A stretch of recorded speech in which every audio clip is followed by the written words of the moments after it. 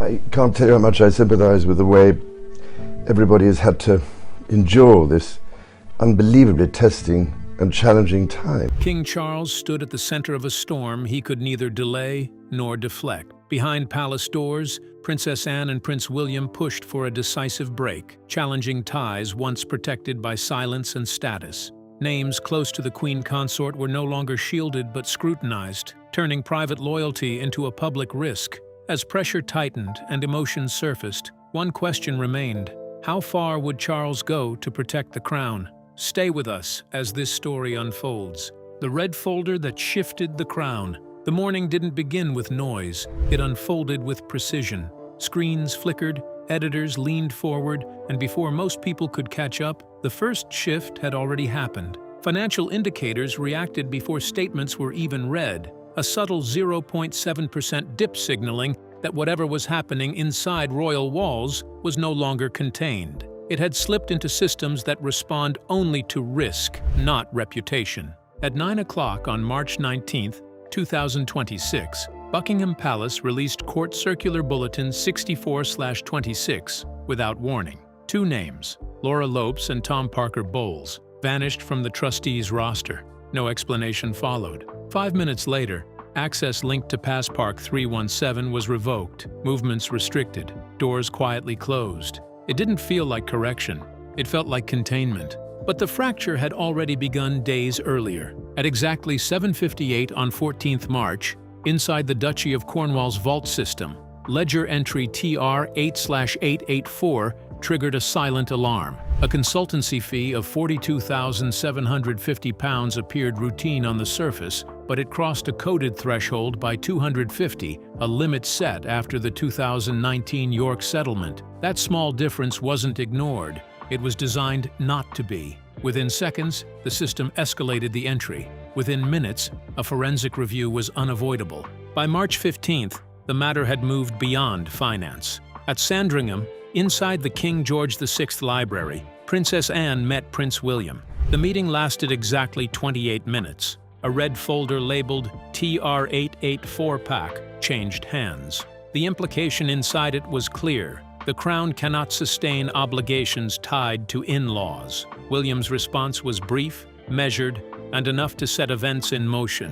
Yet while decisions were formed behind closed doors, something else was already moving outward. At 6:12 on March 16th, an envelope postmarked Windsor reached a newsroom in London. Inside, an encrypted USB carried a file titled Trust Revision V3LL. It outlined a proposal placing Lopes as a future trustee over 4 estates valued at over £1.3 billion. By 6:40, the story was public. Within 2 hours, engagement surged sharply, and BBC Radio 4 interrupted its schedule, warning of implications that brushed dangerously close to constitutional territory.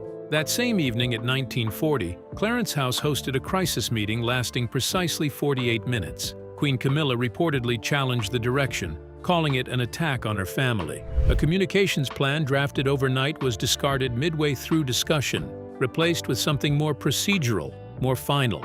Then came the directive. At 10:02 on March 18th, the Lord Chamberlain's office issued an ultimatum LC/ALT-1-9-M, 48 hours to produce signed royal mandates or face complete removal of palace access. The countdown appeared across the internal network, a built-in feature of Procedure 12.4, leaving no room for delay or interpretation. By the following morning, the enforcement phase had already begun.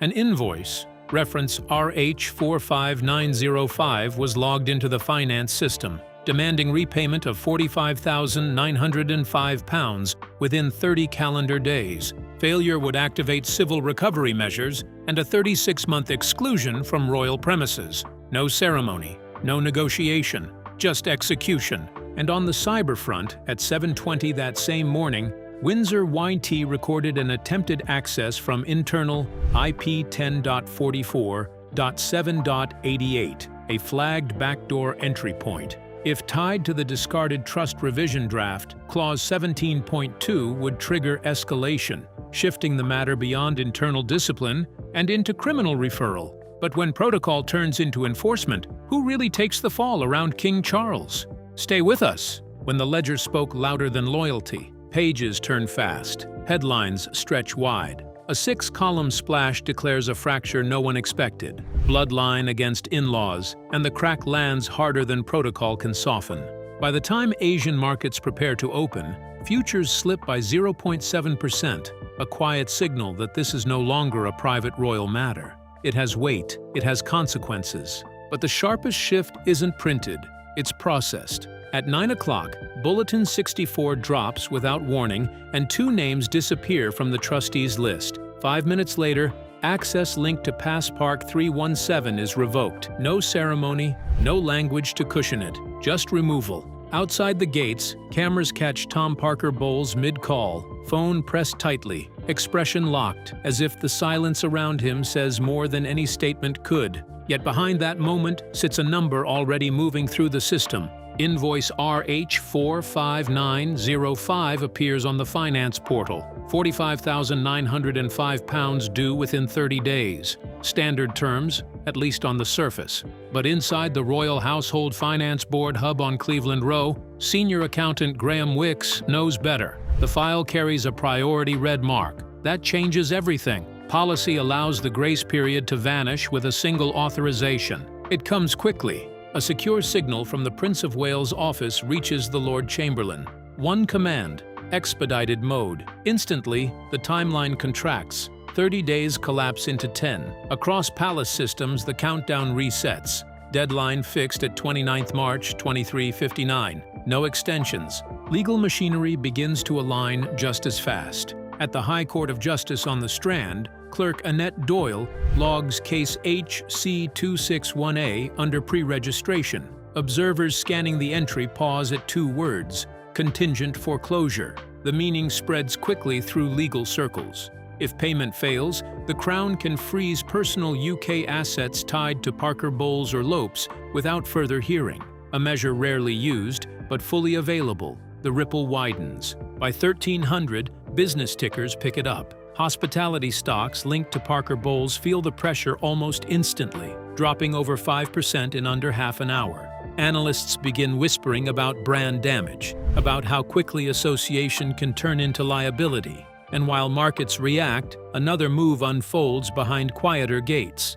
At Ray Mill House in Wiltshire, courier bikes arrive in quick succession. One parcel stands out, legal stationery marked "without prejudice." Inside, a proposal takes shape, an immediate transfer of £46,000, paired with an additional £10,450 directed to the Sandringham Conservation Trust. The structure is deliberate, the currency split designed to soften tax exposure. Verified through exchange slip F1027, the offer carries precision, but not certainty. Clever, but untested. So when that offer reached Princess Anne, would it resolve the crisis or harden the Crown's stance? Keep watching, where silence carries more weight than words. Cameras flash, voices rise. Yet the response that cuts through the noise is only 5 words long.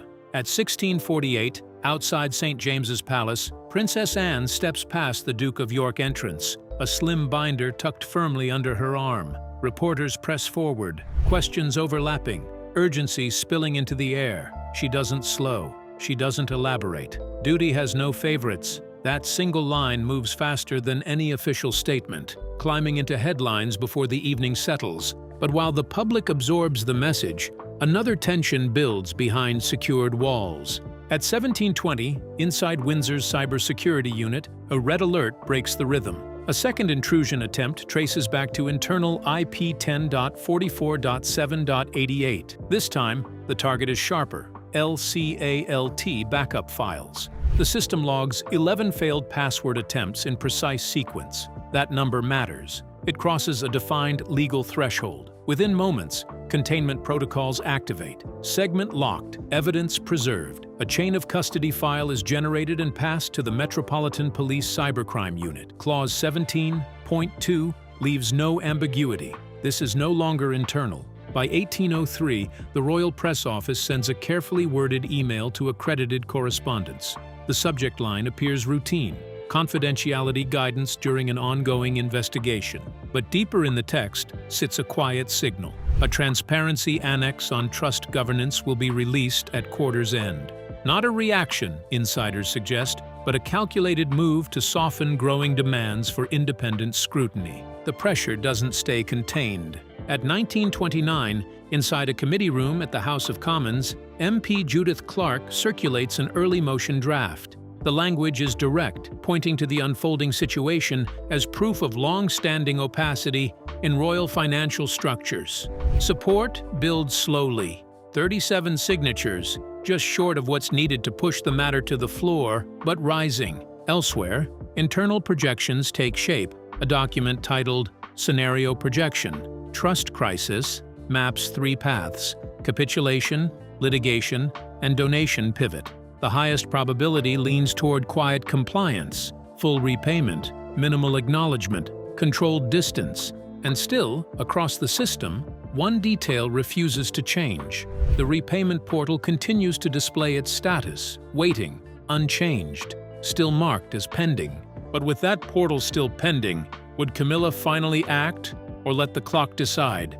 Let's find out. The price of precision. Numbers don't whisper, they tighten. Inside Clarence's house, the tone is already set before a word is spoken.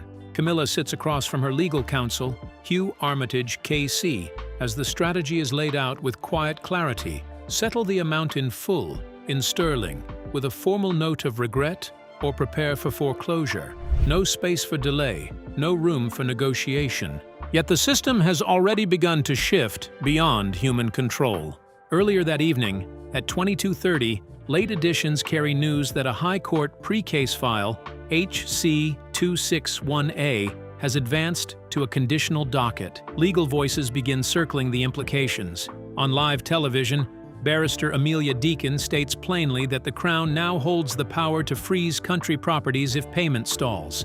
The phrase spreads quickly across online threads: pay or vanish, simple words carrying heavy consequences. By 21st March at 9 o'clock, a transfer of £46,000 is executed from a Coutts account. It reaches the royal household ledger without delay, but acceptance never comes. The system rejects it instantly. Reason code 3:1. The amount fails to cover penalty interest. The required sum recalculates to £47,306. The difference of £1,306 may appear small, but within audit rules, it resets the breach entirely.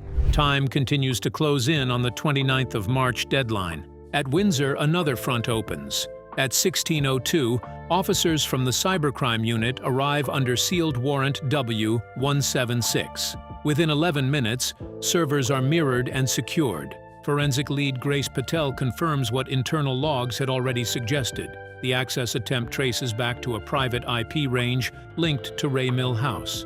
That single link transforms suspicion into confirmation. Clause 17.2 activates fully. A criminal inquiry is no longer optional. Later, at 18:45, Buckingham Palace falls into a controlled silence. Prince William, Princess Anne, and the Lord Chamberlain enter the King's study. 23 minutes pass behind closed doors. The focus is direct: whether to activate contingent foreclosure if the revised amount fails to clear. By 7:10 on March 22nd, a second transfer is made.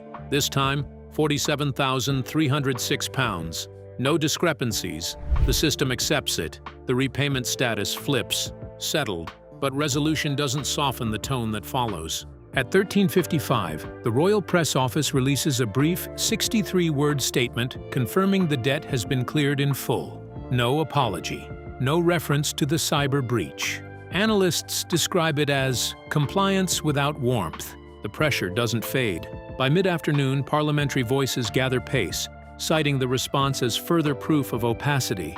Internally, a new directive circulates, Phase 2 Integrity Roadmap, set for May 1st, introducing strict consequences, including multi-year exclusion for misuse of royal resources. That same evening, at 19:08, tension spills into the open at Ray Mill House. Witnesses describe raised voices, a slammed courtyard door, frustration breaking through controlled silence, while another figure remains withdrawn, watching events unfold on a screen rather than in words. By 23rd March at 8:42, the Metropolitan Police formally announce Operation Glade, focusing on the traced IP activity. Potential charges under the Computer Misuse Act enter the frame. carrying penalties that extend beyond reputation into real consequence. Headlines begin to reshape the narrative, coining new terms that blur the line between digital misconduct and betrayal. Markets respond with caution. By 12:15, analysts label the situation contained but not resolved. Internal projections shift as well, probabilities recalculated, outcomes less certain, the balance tilting away from simple resolution towards something more unstable.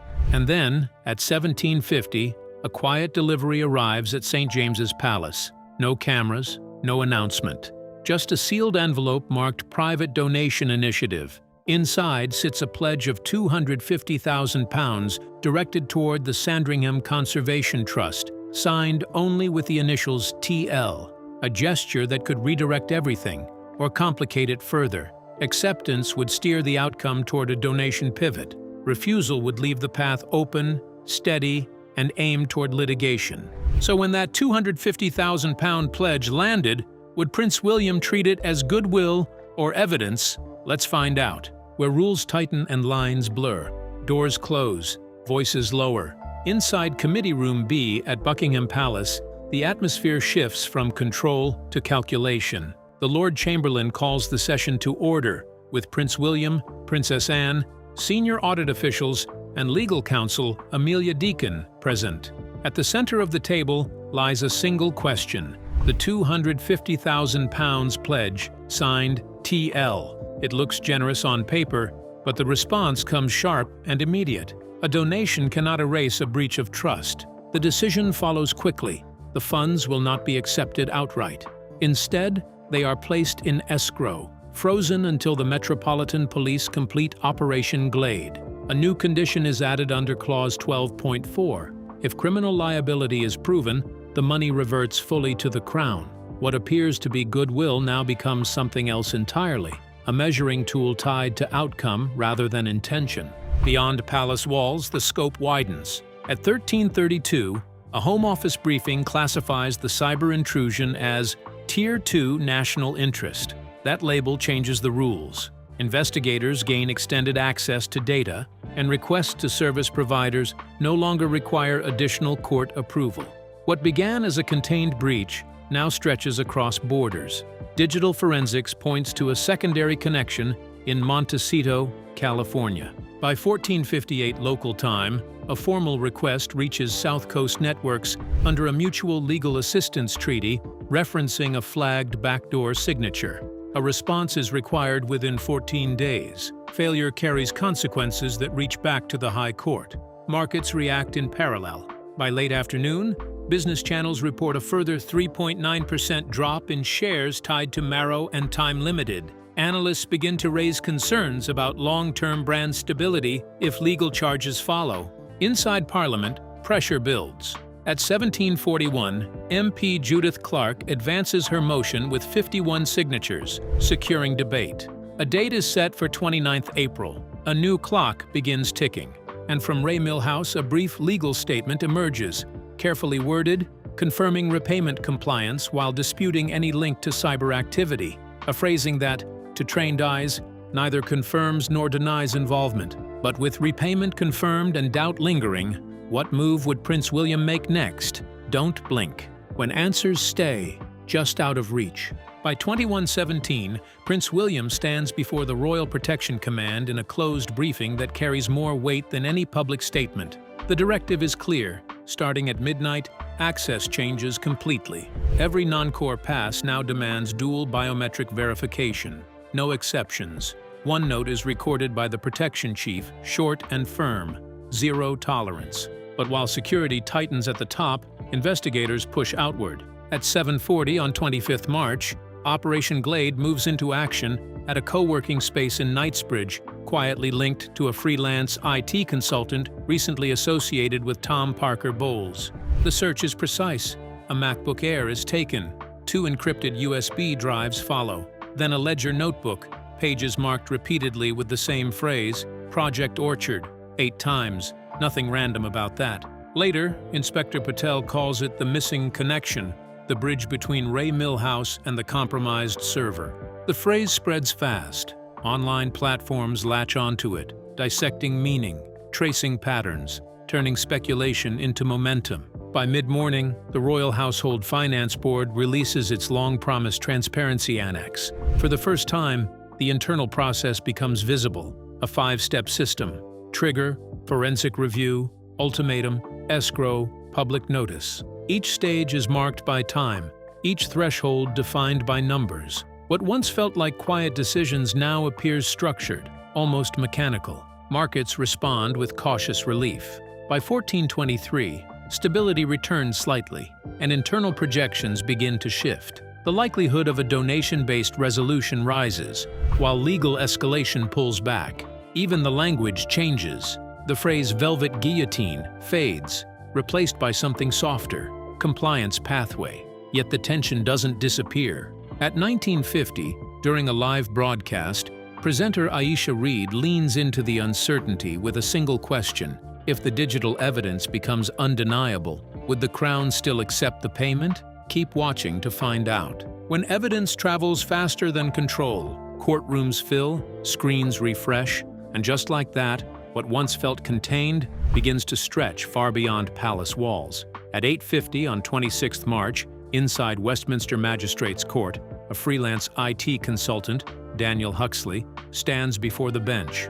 The charge is direct: attempted unauthorized access to a protected royal system under the Computer Misuse Act. He speaks only once, not guilty, before bail is set at £25,000. The next procedural date lands on April 4th, but one detail lingers longer than the hearing itself. The work order tied to his case carries a familiar reference: T. Parker B.S., Project Orchard. Miles away at Ray Mill House, the reaction is far less controlled. A BBC alert flashes across a phone screen, and within seconds, concern turns visible. One detail hits hardest: account access frozen. Not symbolic, but operational. A disruption that cuts into daily function, not just reputation. Meanwhile, in a quieter room at Buckingham Gate, the Escrow Committee meets. The £250,000 pledge sits unresolved, suspended between gesture and liability. The position taken is firm: hold it. A vote follows, 4-1. The funds remain untouched, a signal that uncertainty still outweighs resolution. Then, the investigation crosses borders. By 1736, a response arrives from South Coast Networks in California through a formal legal channel. Attached logs confirm what analysts suspected: an outbound VPN link from Montecito connecting directly to the same internal Windsor IP flagged earlier. Time-stamped, matched. Even the digital signature aligns with what was recovered from Huxley's device. The path is no longer fragmented. It connects. That connection shifts the scale. Clause 17.2 expands, allowing coordination with U.S. federal agencies. Hours later, international networks pick up the story, asking a question that echoes far beyond the UK. Could a server thousands of miles away reshape a royal crisis? Markets react in parallel. By 27th March at 9:15, Marrow and Time Limited halts trading, citing volatility tied to legal exposure. Analysts begin calculating impact in hard terms, projecting sharp declines in future earnings. Inside the palace, communication drafts move cautiously. A proposed address, statement of reflection, circulates briefly, only to stall after internal resistance. No public tone, no softened message, not while investigations remain active. By late afternoon, parliamentary preparations sharpen. The witness list for the 29th of April debate is released. Key officials, auditors, and journalists included. Noticeably absent, however, are any voices tied directly to Camilla's family, a silence many begin to read not as oversight, but as distance. But with markets halting, statements stalled, and key voices missing, who would finally step forward to define the narrative? Stay with us. When words, data, and power collide, lights rise, cameras settle. At 1825, inside the London School of Economics, Princess Anne stands before a packed auditorium, speaking on duty in a modern monarchy. The tone is measured until it shifts. Mid-speech, she steps away from prepared remarks and delivers a line that lands with force. Integrity is not something you inherit, it is something you prove. The room responds instantly, applause building. While clips of the moment begin circulating online, quickly framed as a quiet but pointed message. Beyond the applause, the machinery keeps moving. Earlier that day, Operation Glade confirms that forensic imaging of the Windsor server is complete. Key evidence has already been passed to the Crown Prosecution Service, with a charging decision expected within days. Inside betting circles, odds tighten. Many now expect at least one cybercrime charge before Easter. Meanwhile, at 6:40 on 28 March, financial systems register a quieter update. The £250,000 pledge is fully cleared through compliance and placed into an escrow account labeled EC26 Orchard. Interest begins accumulating daily, a small but telling detail as the funds remain untouched, suspended between resolution and consequence. By midday, another layer unfolds. A parliamentary research briefing, revealed through Sky News, outlines potential fallout. Public approval could drop sharply if the matter reaches open court, less so if it settles quietly.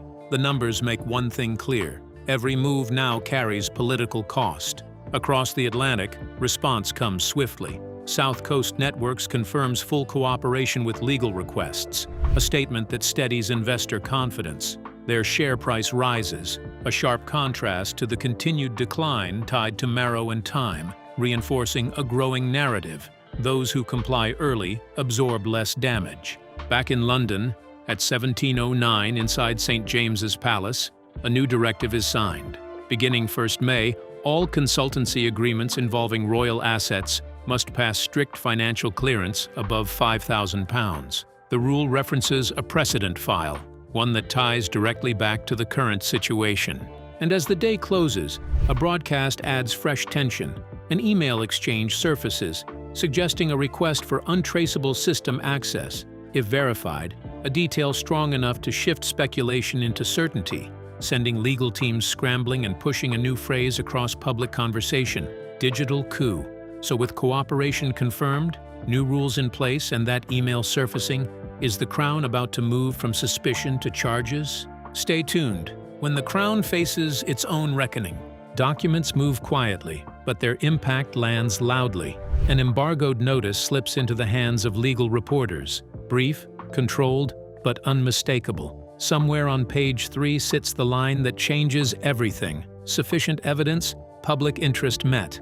The signal is clear. A criminal charge is no longer a question of if, but when. Inside palace circles, the reaction is already unfolding. Prince William authorizes the next phase of the Integrity Roadmap, a move insiders describe as decisive and irreversible. If charges are confirmed before Easter, the £250,000 held in escrow will not return. It will be redirected to the Sandringham Conservation Trust, and its source will be permanently barred from royal grounds for 3 years. What once felt like a controlled process now hardens into enforcement. No cushioning, no quiet exits. Yet beyond the formal structures, pressure leaks through in more human ways. At Raymill House, tension spills over. A shattered glass, raised voices, and frustration breaking through restraint. Words exchanged carry less strategy and more exhaustion, as the weight of digital evidence presses harder with each passing hour. Meanwhile, the timeline sharpens. The Metropolitan Police circulate a media grid marking 3rd April at 9 o'clock as the moment a preliminary charging decision will be announced. Within hours, the date begins trending, turning a legal checkpoint into a public countdown. At the same time, Buckingham Palace pushes forward with its own response. A confidential addendum expands Clause 12.4, demanding a full audit of consultancy payments over £5,000 across the last 5 years. Internally, it's called a scorched ledger approach. Nothing overlooked, nothing protected. The message to Parliament is clear. The palace will open its books before it is forced to. Across the Atlantic, cooperation continues to stabilize one side of the narrative. South Coast Networks receives formal acknowledgement from UK authorities, reinforcing its role in the evidence chain. Investors respond positively, a sharp contrast to the continued collapse of Marrow and Time, whose shares slide into suspension after a devastating drop. Back in London, another layer surfaces. A leaked internal risk matrix outlines the worst-case scenario. Criminal conviction paired with parliamentary oversight could erode public approval significantly within a year. The document spreads quickly, beyond any attempt to contain it. Still, the palace holds its line. During a hospital visit, Princess Anne delivers a single sentence in response to mounting questions. The Crown will stand the audit. The clip circulates widely, reinforcing an image of discipline under pressure. By early April, the High Court notes that civil proceedings will pause if criminal charges proceed, placing the entire matter on a sharper edge. Criminal law now takes priority, and behind closed doors, preparations continue. A possible address by Prince William is scheduled, tone described as firm, forward-looking, waiting only for the final decision.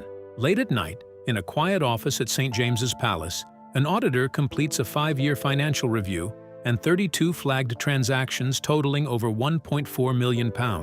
The file is sealed and locked into the system. No longer theory, no longer speculation. By April 2nd, investigators deliver their final case bundle. Airtight, according to sources. Momentum builds in a single direction. Now, 2 clocks run side by side. One counts down to 3rd April, when charges may be announced. The other moves toward 29th April, when Parliament could redefine oversight of royal finances. 2 timelines are tightening around the same institution, each capable of reshaping what comes next. So what do you think? Will Prince William's move trigger indictments or stop the fallout?